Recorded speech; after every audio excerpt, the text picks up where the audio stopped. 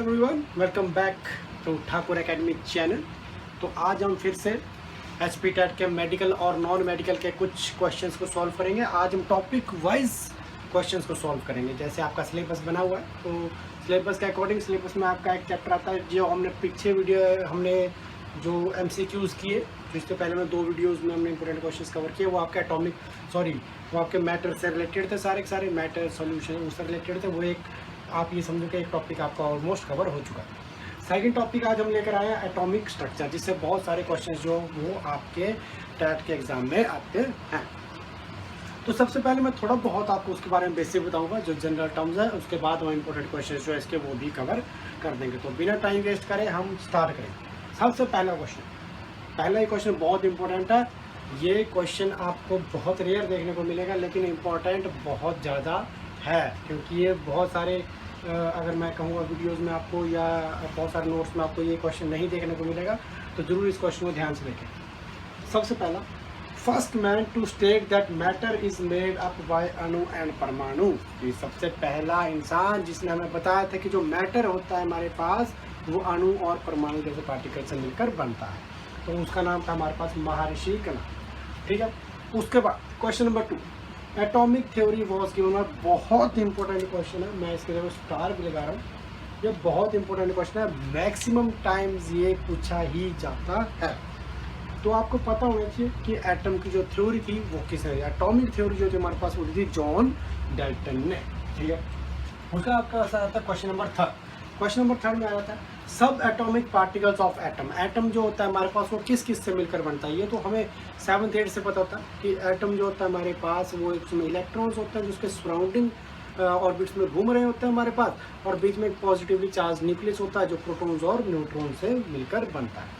तो overall atom के अंदर क्या क्या है, प्रोटॉन्स है, न्यूट्रॉन्स और इलेक्ट्रॉन्स है। वही उसके सब एटॉमिक पार्टिकल्स हो जाते हैं, इलेक्ट्रॉन्स, प्रोटॉन्स और न्यूट्रॉन्स। ठीक है। उसके बाद हमारा नेक्स्ट क्वेश्चन आता है क्वेश्चन नंबर 4, इलेक्ट्रॉन डिस्कवरी की। जो इलेक्ट्रॉन्स थे हमारे पास उनकी डिस्कवरी करी किसने थी। इलेक्ट्रॉन की डिस्कवरी जो हमारे पास की थी वो था J.J. थॉमसन। उन्होंने करी थी ये डिस्कवरी 1897 में एक डिस्चार्ज ट्यूब को यूज करके। क्वेश्चन नंबर 5, उसके बाद क्वेश्चन नंबर 5 आता है कैथोड रेज। कैथोड रेज जो होती है हमारे पास उनके ऊपर कौन सा चार्ज होता है। कैथोड रेज बोलो चाहे इलेक्ट्रॉन्स बोलो एक ही बात होता है, दोनों नेगेटिवली चार्ज होती हैं। और वैसे ही एनोड रेज जो होती है वो पॉजिटिवली चार्ज होते हैं, चाहे आप उसको प्रोटॉन्स भी बोल सकते हो। ये हमने ऑलरेडी आपके लिए लिख कर दिया। ठीक है। और last question 7, electron was named by stony. मतलब जो इलेक्ट्रॉन्स था, इलेक्ट्रॉन्स को हमें नाम सुन लिया, लेकिन इलेक्ट्रॉन्स को नाम दिया किसने। जैसे हम लोग हैं, हमें नाम दिया किसने, माता पिता ने। वैसे ही जो इलेक्ट्रॉन था उसको भी किसी ने नाम दिया होगा कि वो इलेक्ट्रॉन है, वो उसको नाम देगा स्टोनी। सो नेक्स्ट अब मैं कंपैरिजन करके दिखाऊंगा आपको इलेक्ट्रॉन्स, प्रोटॉन्स और न्यूट्रॉन्स का, जो बहुत ही सिंपल चीज़ है और बहुत इंपॉर्टेंट भी है। तो ठीक है, सबसे पहले इलेक्ट्रॉन की डिस्कवरी मैंने ऑलरेडी आपको बता दिया, वो करी थी J.J. थॉमसन ने। ठीक है। और प्रोटॉन्स की डिस्कवरी जो करी थी वो करी E. गोल्डस्टीन ने। और न्यूट्रॉन्स की अगर मैं बात करूँ तो उसकी डिस्कवरी करी थी चैडविक ने 1932 में। ठीक है। तो ये तीनों के जो आपके डिस्कवरर्स होते हैं इनके नाम आपको पता होने चाहिए, क्योंकि एक नया क्वेश्चन हमेशा आता ही है। और अगर हम बात करें तो मैक्सिमम न्यूट्रॉन्स का आता है जिसका है चैडविक। ठीक है। उसके बाद इलेक्ट्रॉन्स का जो मास होता है हमारे पास वो होता है 9.1 × 10⁻⁻28। यहाँ या तो आप ग्राम में ले रहे हो तो 10⁻28, या फिर आप अगर केजी में ले रहे हो तो 10⁻31। ठीक है। कुछ नहीं करना है, इसे बस -3 ऐड कर दो। ग्राम से केजी में जाने के लिए ऊपर -3 ऐड कर दो, आपका काम हो गया। ठीक है। लेकिन यूनिट्स का हमेशा ध्यान रखो, अगर ग्राम में है या केजी में, इसका ध्यान देकर ही आपने अटेम्प्ट करना है, यहाँ पर गलती हो जाती है। इलेक्ट्रॉन का चार्ज जो होता है वो होता है, एक बात यार, इलेक्ट्रॉन का चार्ज जो होता है उसमें सामने माइनस होता है, हमें लगाना भूल जाते हैं, हमें डायरेक्टली देते हैं 1.6 × 10⁻⁻19 कूलम। ये वैल्यू तो हमें याद होती है, लेकिन सामने माइनस का साइन भी आता है। इस चीज़ में गलती नहीं करनी है अगर इलेक्ट्रॉन चार्ज की बात करें। हाँ, ये माइनस साइन तब नहीं आएगा जब किसके चार्ज की बात कर रहे हैं, प्रोटॉन्स के चार्ज की बात कर रहे हैं। देखो प्रोटॉन्स P से रिप्रेजेंट करता है, प्रोटॉन के चार्ज में देखो माइनस का साइन नहीं आएगा, यहाँ प्लस का आ जाएगा। जब कोई साइन है तो प्लस का ही होता है। 1.6 × 10⁻⁻19 कूलम। तो इन दोनों में आपको डिफरेंस पता होना चाहिए। इलेक्ट्रॉन के चार्ज में सामने माइनस आता है, प्रोटॉन के चार्ज में सामने माइनस नहीं आता। Relative charge on electron, electron के ऊपर जो रिलेटिव चार्ज होता है, किस चार्ज से जो इलेक्ट्रॉन उसको रिप्रेजेंट किया जाता है, कितना चार्ज होता है एक इलेक्ट्रॉन के ऊपर, वो होता है -1 और प्रोटॉन के ऊपर होता है +1। ठीक है, ये दो आपको मैंने अभी बता दिए। अगर मैं बात करूँ प्रोटॉन्स और न्यूट्रॉन्स, जो हमारे पास ये दोनों एक साथ कंबाइन करके न्यूक्लियस बना देते हैं, न्यूक्लियस के अंदर दोनों के दोनों प्रेजेंट होते हैं। न्यूट्रॉन्स की अगर मैं बात करूँ, न्यूट्रॉन्स जो होते हैं वो न्यूट्रल पार्टिकल्स होते हैं, उसका कोई भी चार्ज नहीं होता है, उसका मास जो होता है वो इक्वल टू होता है मास जो होता है हमारे पास प्रोटॉन का। न्यूट्रॉन और प्रोटॉन, क्योंकि न्यूक्लियस के अंदर न्यूट्रॉन मैंने बोल दिया वो न्यूट्रल पार्टिकल, उसका कोई काम नहीं है, एक प्रकार से सोचो, बस उसका मास जो वो प्रोटॉन के मास के इक्वल हो गया, उसके जो चार्ज हमारे पास उसके ऊपर वो 0, कोई चार्ज उसके ऊपर नहीं होता। उसकी डिस्कवरी चैडविक ने की थी। ये बहुत इंपॉर्टेंट क्वेश्चन है, ये मैंने आपको न्यूट्रॉन के बारे में भी बता दिया। उसके बाद हमारे पास आ जाता है एक्स रे डिस्कवरी की। एक्स रेज जो थी हमारे पास, उसकी डिस्कवरी किसने करी थी, उसका नाम था W.K. रॉयटन। ठीक है, next radio activity was discovered by, radio activity जो थी हमारे पास, रेडियो एक्टिविटी का जो फिनोमेना था वो किसने डिस्कवर किया था, वो किया था हेनरी बैक्वेरेल में। इसमें हम कंफ्यूज हो जाते हैं कि क्या ये मैरी क्यूरी ने किया था कि हेनरी बैक्वेरेल ने किया था। इसका जो फिनोमेना था जिसने रेडियो एक्टिविटी की सबसे पहले रेडियो एक्टिविटी को डिस्कवर किया था सबसे पहले, उसका नाम हेनरी बैक्वेरेल था।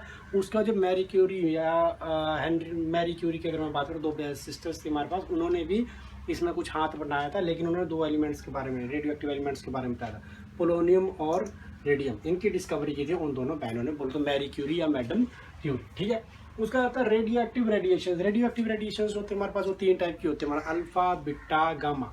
अल्फा, बीटा, गामा, जहाँ पर अल्फा जो होते हैं हमारा पॉजिटिवली चार्ज होते हैं, बीटा नेगेटिवली चार्ज होते हैं, और गामा रेज जो होते हैं हमारे पास उनके ऊपर कोई भी चार्ज नहीं होता है, और उनका गामा का मास भी अगर तो बहुत नेग्लिजिबल होता है। जहाँ पर बात अल्फा पार्टिकल्स की आगे, वहाँ पर आप समझ लो हीलियम की बात हो रही है। Helium, hydrogen helium second element जो होता है पीरियोडिक टेबल का। ठीक है, जहाँ पर अल्फा पार्टिकल्स की बात आ गई वहाँ पर हीलियम की बात हो रही है। जहाँ बीटा पार्टिकल्स की बात आ गई वहाँ समझ लो इलेक्ट्रॉन्स की बात हो रही है हमारे पास। और गामा रेज तो होती ही न्यूट्रल है। न्यूट्रल तो क्या ही मतलब, ना तो उनका कोई मास होता है, ना ही उनके ऊपर कोई चार्ज होता है।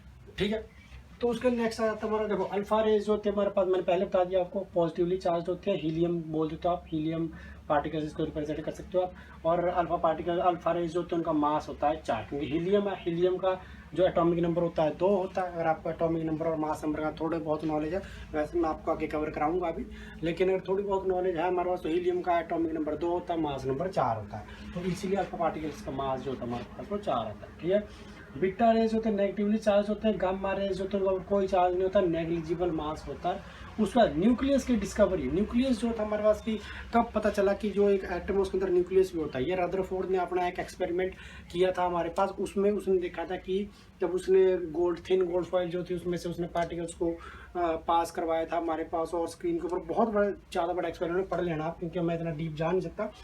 नॉर्मल सी बात की डिस्कवरी जो थी न्यूक्लियस की वो रदरफोर्ड ने की थी। ठीक है, नेक्स्ट कंसेप्ट ऑफ शेल्स की, एक जो बोहर आया था, बोहर ने एक बनाया था ना, वो एक बोले तो आपको ये शेल्स उसने अलग अलग बनाए थे, अंदर वाला के LMN, ये शेल्स का जो कंसेप्ट था हमारे पास ही किसने दिया था, बोहर ने दिया था। जिसमें जो अंदर वाला था उसमें 2 इलेक्ट्रॉन्स होते थे, बोलो के में अंदर होता 2 इलेक्ट्रॉन्स होते थे, L में 8 होते थे, M में 18 होते थे, और N में 32 होते थे हमारे पास।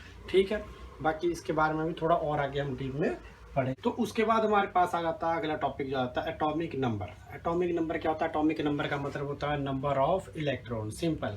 जहां पर बात आ गई कि इसका एटॉमिक नंबर बताओ या इसके नंबर ऑफ इलेक्ट्रॉन्स बताओ, एक ही बात, एटॉमिक नंबर पूछो चाहे नंबर ऑफ इलेक्ट्रॉन्स पूछे हो क्वेश्चन में, वो एक ही बात है। ठीक है, और इसके लिए आपको अगर एटॉमिक नंबर को कैलकुलेट करना है तो थोड़ा बहुत आपको पीरियोडिक टेबल की नॉलेज होनी जरूरी है। कम से कम आपको पहले 30 एलिमेंट तो आने ही चाहिए, तभी आप एटॉमिक नंबर या नंबर ऑफ इलेक्ट्रॉन्स को डायरेक्टली कैलकुलेट कर सकते हैं, जो मैं आगे आपको करने सिखाऊंगा। उसके बाद आता है mass number. Mass atomic number जो आता है आपका पास, एटॉमिक नंबर जो था हमारे पास, अगर बताऊँ इसकी डिस्कवरी जो थी हमारे पास मोसले ने की थी, मोसले ने की थी। मास नंबर का मतलब होता है हमारे पास neutrons plus protons. Mass number का मतलब होता है न्यूट्रॉन्स प्लस प्रोटॉन्स, मतलब मैंने पहले बताया मास नंबर मतलब न्यूक्लियस का मास। ठीक है, नो ओवरऑल खत्म बात कि न्यूक्लियस के अंदर क्या क्या प्रेजेंट है, न्यूक्लियस के अंदर क्या क्या प्रेजेंट, न्यूट्रॉन प्लस प्रोटॉन्स, उन दोनों को मिलाकर उसका क्या बनाता है, mass number. Atomic number, normal से बात है, एटॉमिक नंबर का मैक्सिमम डबल ही मास नंबर होता है। जितना एटॉमिक नंबर, अगर एटॉमिक नंबर 2 है तो जैसे हीलियम, मैंने पिछले क्वेश्चन में बताया हीलियम का एटॉमिक नंबर 2 था, उसका मास नंबर क्या था 4। वैसे ही अगर कार्बन है, कार्बन का एटॉमिक नंबर 6 है तो उसका मास नंबर क्या होता है 12। नॉर्मल मतलब एटॉमिक नंबर का ऑलमोस्ट डबल ही समझो आप मास नंबर को, ठीक है। और ये जो बहुत इंपॉर्टेंट चीज़ है, ये इसके बारे में आपको थोड़ी बहुत नॉलेज होनी बहुत जरूरी है। देखो एटॉमिक नंबर जो हमारे पास, पहले हमारे पास ऐसे लिखा है, पहले एक्स लिखो, एक्स का मतलब होता है हमारे पास एलिमेंट, एलिमेंट चाहे कोई भी ऐसे कार्बन, हीलियम, हाइड्रोजन कुछ भी हो सकता है हमारे पास, ठीक है। उसका नीचे लिखो जेड, जेड जो हमारे पैरों में लिखा जाता है आपके पास एटॉमिक नंबर, जिसके मैंने बता रहा एटॉमिक नंबर बोल लो चाहे नंबर ऑफ इलेक्ट्रॉन्स बोलो, क्योंकि कैलकुलेट करने के लिए आता है हमेशा नंबर ऑफ इलेक्ट्रॉन्स या एटॉमिक नंबर, ठीक है। तो number of electrons maximum question number of electrons के बेस पर आता है, तो नंबर ऑफ इलेक्ट्रॉन्स मतलब एटॉमिक नंबर जितना होगा उतने ही नंबर ऑफ इलेक्ट्रॉन्स उस एलिमेंट के होंगे। और ऊपर लिखते हैं हम ए से हम रिप्रेजेंट करते हैं मास नंबर को, मास नंबर। इसके बारे में मैंने बता दिया आपको कि एटॉमिक नंबर का ऑलमोस्ट डबल ही होता है, जिसको हम बोलते हैं neutrons plus proton, number of neutrons plus number of protons जो मिलकर वो बनाते हैं मास नंबर, ठीक है। तो थोड़ी बहुत इसके बारे में नॉलेज होनी चाहिए। एटॉमिक नंबर मोस्टली ने दिया था, मास नंबर जो था हमारे पास इन दोनों का सम होता है, एक्स जो होता है हमारे पास वो कोई एलिमेंट होता है। क्वेश्चन हमेशा नंबर ऑफ इलेक्ट्रॉन्स कैलकुलेट करने के लिए आता है या नंबर ऑफ न्यूट्रॉन्स कैलकुलेट करने के लिए आता है। तो अगर आपको मैं यहाँ से, अगर जब आप ए में से जेड की वैल्यू माइनस कर दोगे, ऊपर वाले से नीचे वाले की माइनस कर दोगे, ए माइनस जेड, तो आपकी वैल्यू आ जाती है नंबर ऑफ न्यूट्रॉन्स। सबसे सिंपलेस्ट वे है ये नंबर ऑफ न्यूट्रॉन्स कैलकुलेट करने। देखो मैं फिर बता रहा हूँ, क्वेश्चन या तो इलेक्ट्रॉन्स कैलकुलेट करने के लिए आता है या तो न्यूट्रॉन्स कैलकुलेट करने के लिए आता है। तो जब एग्जांपल दे देता हूँ मैं, देखो जैसे ये वाला आपको दे रखा है एक्स एलिमेंट, मैंने कोई भी ले लिया, मैंने कार्बन ले लिया, ठीक है, कार्बन ले लिया मैंने, एक्स मेरा एलिमेंट आ गया कार्बन, कार्बन का जेड, जेड एटॉमिक नंबर होता है उसका 6, मास नंबर होता है उसका 12, ठीक है। अब देखो जेड की वैल्यू ये हो गई, ए की वैल्यू ये हो गई, ठीक है, ये नीचे वाली जेड की वैल्यू हो गई। अब मेरे को किसकी निकाले न्यूट्रॉन्स, अगर मैं ऊपर वाले में से नीचे वाले को माइनस कर दूँ, मतलब 12 माइनस 6, 12 माइनस 6, ए माइनस जेड, ए माइनस जेड, तो मेरे पास किसकी वैल्यू आ जाती है नंबर ऑफ न्यूट्रॉन्स की, ठीक है। उसके बाद हमारे पास आ जाता है electronic configuration written according to. Electronic configuration का मतलब होता है किस तरीके के शेल्स में हमने इलेक्ट्रॉन्स होते हैं उनको डिस्ट्रीब्यूट करना होता है, कि किस अरेंजमेंट के साथ करना, अरेंजमेंट होती है इलेक्ट्रॉन्स की, ठीक है। तो ये जो हमारे पास लिखी जाती है according to Bohr Bury scheme के अकॉर्डिंग लिखी जाती है, वही K shell, L shell, M N, के में कितने इलेक्ट्रॉन्स होंगे, एल में कितने होंगे, एम में, एन में, वो मैंने ऑलरेडी आपको बता दिया, लेकिन कैलकुलेट करना भी सिखाऊंगा अभी, ठीक है। उसका last question, maximum number of electrons which can be accommodated in an orbit, मतलब एक ऑर्बिट चाहे के है, चाहे एल है, चाहे एम है, चाहे एन है, एक ऑर्बिट में मैक्सिमम नंबर ऑफ इलेक्ट्रॉन्स जो आ सकते हैं वो आता है 2n स्क्वायर, 2n स्क्वायर, देखो 2n स्क्वायर। अब देखो जब सबसे पहले n अगर मैं 1 लूँगा, n की वैल्यू अगर मैं 1 लेता हूँ, देखो यहाँ इसके अंदर हमने सारी वैल्यूज पुट करनी है और हमने इलेक्ट्रॉन्स जो हमारे पास उनको कैलकुलेट करना है शेल्स के अंदर, ठीक है। 2n स्क्वायर, जब मैंने n की वैल्यू 1 डाली तो हमारे पास आ जाता है k, मैंने उस टाइम भी आपको बताया कि देखो ये हो जाता है आपके पास अंदर अंदर वाला जो होता है इसको बोलता है k, बाहर वाले को l m n, ये 4 शेल्स होते हैं हमारे पास। k के लिए n की पहली हमेशा याद रखो, k के लिए n की वैल्यू 1, l के लिए n की वैल्यू 2, m के लिए n की वैल्यू 3, n के लिए n की वैल्यू 4, बस इतना पता होना चाहिए, काम आपका खत्म हो गया, ठीक है। तो k के लिए निकाल लिया, k के लिए n की वैल्यू क्या है 1, 1, n की वैल्यू 1 डाल दो, 2 इंटू 1 का स्क्वायर, n 1 डालोगे 1, 2 इंटू 1 का स्क्वायर बोले तो 2, कितने इलेक्ट्रॉन्स हो गए 2, n की वैल्यू 2 डाल के देखो, 2 इंटू n का सॉरी 2n स्क्वायर, n की वैल्यू 2 डालो, 2 इंटू 2 का स्क्वायर, 2 का स्क्वायर आप आया था 4, 2 एज इट इज है, 2 इंटू 4 बोले तो 8 इलेक्ट्रॉन्स, 8। सिमिलरली आपने आगे आगे कैलकुलेट कर लेना। तो मैक्सिमम नंबर ऑफ इलेक्ट्रॉन्स जो एक ऑर्बिट के अंदर अकोमोडेट हो सकते हैं वो होता है 2n स्क्वायर। तो उसके बाद मैं आपको थोड़ा बहुत इलेक्ट्रॉनिक कन्फिग्रेशन जो उसको कैसे कैलकुलेट करते हैं उसके बारे में बता देता हूँ। हमारे पास देखो इलेक्ट्रॉनिक कन्फिग्रेशन कैलकुलेट करने के लिए सबसे पहले आपको ये सीरीज पता होनी चाहिए। दो सबसे पहले नंबर आता है 2, 8, 18, 32। ये नंबर्स बोलते हैं हम इनको जहाँ पर स्टेबिलिटी जो इलेक्ट्रॉन्स को मिलेगी। हर एक इंसान ये चाहता है ज़िंदगी में कि वो स्टेबल हो जाए, तो चाहे वो अपनी चीज़ छोड़ के हो जाए या किसी की चीज़ लेकर हो जाए, लेकिन उसको होना क्या है, स्टेबल होना। वैसे ही इलेक्ट्रॉन्स का होता है, या तो इलेक्ट्रॉन्स लूज़ करके अपने आप को लूज़ कर देंगे तो वो स्टेबल हो जाएंगे, या तो किसी से ले लेंगे तब स्टेबल हो जाएंगे। और वो स्टेबल इलेक्ट्रॉन कब होगा, जब वो इन वैल्यूज़ के ऊपर होगा। तो हमेशा इलेक्ट्रॉन कोशिश करता है कि मैं इन वैल्यूज़ तक पहुंच जाऊं सो दैट मैं स्टेबल हो जाऊं, चाहे गेन करके चाहे लूज करके अपने आप। ठीक है, अब एग्जाम्पल है, right electron EC electronic configuration of carbon oxygen aluminium. तो सबसे पहले जब हमें पता होना चाहिए इलेक्ट्रॉनिक कन्फिग्रेशन लिखनी कैसे है। ठीक है, कार्बन इलेक्ट्रॉनिक कन्फिग्रेशन लिखने के लिए सबसे मेन चीज़ जो हमारे पास आ जाती है वो ये है कि आपको पीरियोडिक टेबल की नॉलेज होनी जरूरी है। मिनिमम, ज़्यादा नहीं मैं कहूँगा 30 एलिमेंट्स, पहले जो 30 एलिमेंट्स हैं उनके बारे में आपको नॉलेज होनी ज़रूरी है। और देखो जैसे कार्बन की बोली थी, कार्बन का एटॉमिक नंबर हमें पता है 6 होता है। कार्बन का एटॉमिक नंबर क्या होता है 6, और मैंने पहले आपको बताया एटॉमिक नंबर का मतलब होगा नंबर ऑफ इलेक्ट्रॉन्स। तो अगर एटॉमिक नंबर 6 है तो नंबर ऑफ इलेक्ट्रॉन्स भी कितने होंगे 6। अब देखो लिखनी कैसे इलेक्ट्रॉनिक कन्फिग्रेशन, एटॉमिक नंबर कितना है 6, नंबर ऑफ इलेक्ट्रॉन्स भी कितने होंगे 6, आपको पता है एटॉमिक नंबर हम जेड से दिखाते थे हमारे पास। ठीक है, अब इसके इलेक्ट्रॉनिक कन्फिग्रेशन लिखेंगे कैसे, सबसे पहले हम लिखेंगे 2, कितना कहाँ तक पहुँचना मैंने 6 तक। तो सबसे पहले हमारे पास क्या है 2, सबसे पहला शेल जब हम भरते हैं, एक बात याद रखो, तो सबसे पहला शेल हम भरते तो अंदर वाला भरते हैं, बोले तो के में कितने इलेक्ट्रॉन होते हैं 2, ये तो अब हमें पता है। तो हमने पहुंचना कितने तक है 6, तो बाहर वाले में कितने होंगे 1 2 3 4, ये तो तभी 6 होंगे, 2 अंदर के बाहर के 4 मिलाकर 6। अब आपको हमेशा स्टार्ट यहाँ से करना था 2 से, अगर हाइड्रोजन होता तो 1 आ रहता, नॉर्मल बात खत्म। लेकिन उसके आगे की अगर आप बात करोगे 2 से ही आपने स्टार्ट करना है। अब ये आपने शेल्स बना लेना, फिर आपको पता के शेल के अंदर 2 इलेक्ट्रॉन्स होते हैं, के जैसे कम्प्लीटली फिल्ड होगा उसके बाद आप एल पर आ जाओ। एल में देखो आप कितने आ सकते हैं, कहाँ तक पहुँचे, 2 हो गए थे आपके ऑलरेडी, 2 आपने भर दिए, कितने रह गए थे 6 में पहुँचने के लिए 4, आपने 4 लगा दिए, तो मतलब एल में कितने आ जाएंगे 4, के एल। नेक्स्ट एग्जाम्पल है तो ऑक्सीजन, ऑक्सीजन का एटॉमिक नंबर होता है 8, 8 एटॉमिक नंबर मतलब उसके इलेक्ट्रॉन्स भी कितने होंगे 8, यही आता है कैलकुलेट करना, मैं बता रहा हूँ 8 इलेक्ट्रॉन्स होंगे।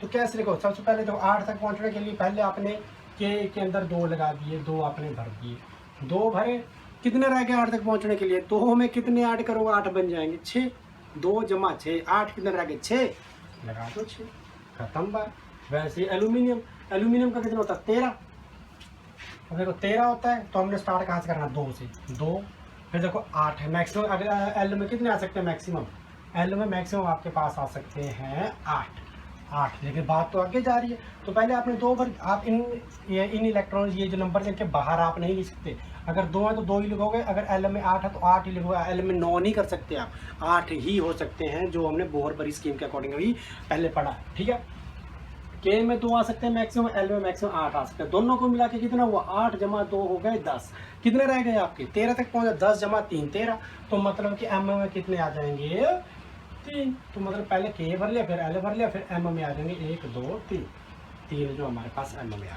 ठीक है, ऐसे आपने कैलकुलेट करना है। एक और चीज़ मैं आता हूँ, एक और चीज़ आपको आ जाती है वैलेंसी कैलकुलेट करने के लिए। वैलेंसी का मतलब होता है number of outer most electron.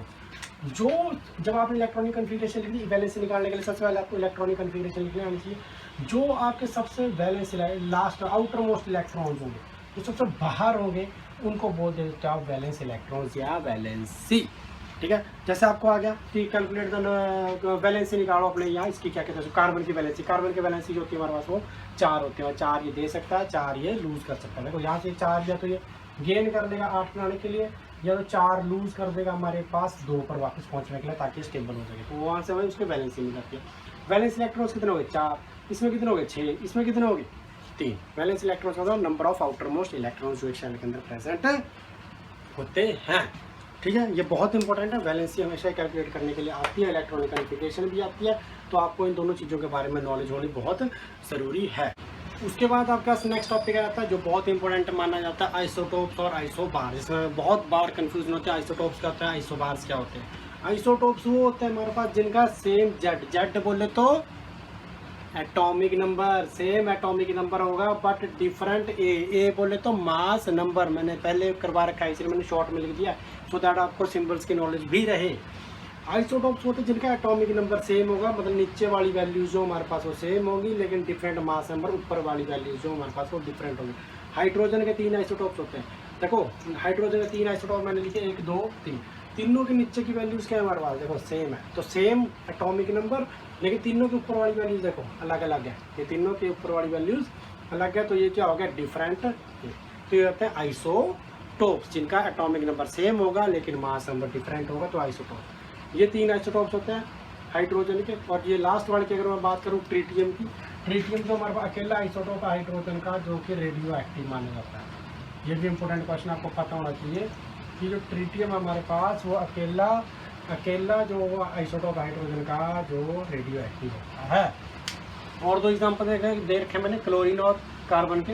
Chlorine के देख लो 17 एटॉमिक नंबर जो हमारे पास सेम है लेकिन मास नंबर अलग अलग है, आइसोटोप हो गए। कार्बन के आइसोटोप तो आपने सुने ही होंगे, क्योंकि देखो इसके विद रिस्पेक्ट हम हमेशा ही कैलकुलेट करते हैं मासेस। बोले तो AMU atomic mass unit, atomic mass unit जो होता है हमारे पास 1/12 of the mass of carbon. Important question है, ठीक है। वो हम कार्बन के विद रिस्पेक्ट करते हैं, स्टैंडर्ड मान के इसको। अब देखो इसका भी एटॉमिक नंबर सेम है, मास नंबर तीनों का डिफरेंट है हमारे पास, तो ये क्या हो गया कार्बन के आइसोटॉप्स, ठीक है। कार्बन एग्जांपल याद रखना, जब कार्बन का 3 आइसोटॉप्स होते हैं, आइसोटॉप्स लिखो तो कार्बन का एटॉमिक नंबर से मास नंबर अलग, बस आइसोटॉप्स यहीं से आपको ध्यान। आइसोबार्स इसके उल्टे हो जाते हैं। आइसोबार्स का मतलब क्या हो गया, यहाँ सेम जेड था, अब यहाँ पर क्या हो जाएगा, ये इसकी जगह ये इसकी जगह सेम ए। आइसोबार्स वो होंगे हमारे पास जिनका मास नंबर जो हमारे पास वो सेम होगा लेकिन एटॉमिक नंबर डिफरेंट होगा, ये दोनों एक दूसरे से अपोजिट हैं, ठीक है। देखो कार्बन का, अब देखो नीचे ऊपर जो मास नंबर क्या है सेम, मास नंबर सेम है, एटॉमिक नंबर डिफरेंट है। यहाँ पर क्या था, एटॉमिक नंबर सेम था, मास नंबर डिफरेंट था, हो गए उल्टे दोनों, ये दोनों उल्टे होते हैं, ठीक है। उसे आ जाता है आपका आइसोटोन। आइसो का मतलब होता है हमारे पास, अगर होता आइसो का मतलब होता है आपके पास सेम, आइसो का मतलब होता है सेम, तो इसका आ जाता है आइसोटोन्स होता है जिसके सेम नंबर ऑफ न्यूट्रॉन्स होते हैं। आइसोटोन्स का मतलब होता है जिसमें नंबर ऑफ न्यूट्रॉन्स जब आप कैलकुलेट करोगे तो सेम आएंगे। आता है क्वेश्चन इसका भी, मतलब कैसे कैलकुलेट करना मैंने आपको पहले बता दिया। न्यूट्रॉन्स को बोला है ऊपर वाले में से नीचे वाले का माइनस करो, 15 - 7 कितने आगे 8, 16 - 8 कितने आगे 8, तो मतलब ये दोनों क्या हो गए आइसोटोन्स, ठीक है। उसे नेक्स्ट आता है आइसो इलेक्ट्रॉनिक। आइसो का मतलब क्या होता है सेम, मैंने ऑर्डर था इलेक्ट्रॉनिक, इलेक्ट्रॉन्स मतलब सेम इलेक्ट्रॉन्स से, जब सेम नंबर ऑफ इलेक्ट्रॉन्स होंगे तो समझ लेंगे आइसो इलेक्ट्रॉनिक। देख लो इनमें कैलकुलेट कर लो सेम नंबर ऑफ इलेक्ट्रॉन्स, ठीक है। ऑक्सीजन में कितने होते हैं 8, लेकिन ऊपर नेगेटिव में कितने 2। जब नेगेटिव में कोई नंबर ऊपर लिखा होता है तो उसमें ऐड करते हैं हमेशा, जब नेगेटिव में कोई चीज़ लिखी है तो हमेशा उसको ऐड करते हैं। नेगेटिव में कितने 2 हैं, तो 8 + 2 कितने हो गए टोटल 10 इलेक्ट्रॉन। फ्लोरीन का एटॉमिक नंबर कितना होता है 9, नेगेटिव में कितने हैं 1, 9 + 1 कितना हो गया 10। और जब पॉजिटिव में होता है तब हम माइनस करें, जब नेगेटिव में कोई चीज़ लिखी तो उसको हम ऐड करते हैं, जितने भी नेगेटिव लिखे उतने को ऐड कर देंगे। जब पॉजिटिव में बोल रहा है तो जितने पॉजिटिव लिखे हैं उनको माइनस कर देंगे।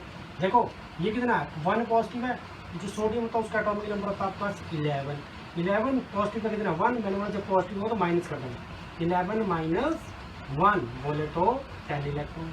मैग्नीशियम का होता है 12 एटॉमिक नंबर या नंबर ऑफ इलेक्ट्रॉन 12, कितने हैं प्लस के 2, तो कितने माइनस कर देंगे 12 - 2 बोले तो 10 हो गए। देखो सब में 10 इलेक्ट्रॉन्स हो गए, तो ये हो गया आइसो इलेक्ट्रॉनिक। लास्ट आ जाता है आपका E/m वैल्यू। E/m वैल्यू जो किसने कैलकुलेट करके दी थी वो था मिलिकन, ऑयल ड्रॉप एक्सपेरिमेंट से इन्होंने ये हमें कैलकुलेट करके दी थी E/m वैल्यू जो थे इलेक्ट्रॉन्स, ठीक है।